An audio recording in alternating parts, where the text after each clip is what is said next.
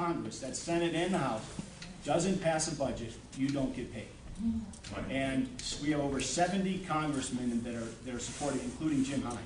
Right. You're not supporting it. You're not a sponsor. Well, would you please consider doing that? Of course I would consider doing that. I appreciate now, that. As long as you'll take that to the Senate, because everything that we do, everything that we do in the House, right. You know, I was in the House of Representatives. I just want to point this out because it's a sticking point. You know, when 467 bills passed by the House of Representatives are blocked in the Senate, and they haven't produced a budget. The Senate, there's a bill in the Senate too. So, but I'm happy to support that. Thank you. I'm happy to support it, but I just give you a copy of it because that's please. Great. And Jim Hines is doing a terrific job.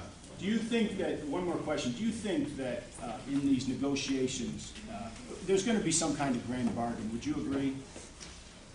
You would hope. Right. And do you think... But here's what's happening. When you say there's going to be a grand bargain, remember what's going on here. You have Rivlin, Domenici. Now, we didn't even go into any of this because, you know, I probably, you know, I didn't want to bore everybody to tears, but this is what we're dealing with. But we have Domenici, Rivlin. We had Simpson Bowles. We had the Select Committee. We have the Gang of Six, the Gang of Seven, you know, and as this lady pointed out, a lot of people meeting in subterranean areas. Why? Well, for the most part, they're meeting there because if they come out with any kind of proposal, immediately in the 24/7 news cycle, they're immediately castigated, so they can't possibly get to a majority. But there are efforts underway right now. There are. Behind the doors to get people together to try to come up with some kind of bargain. There are. So do you think that Social Security, Medicare, and tax reform should be part of that grand bargain? Yes, I do. Great.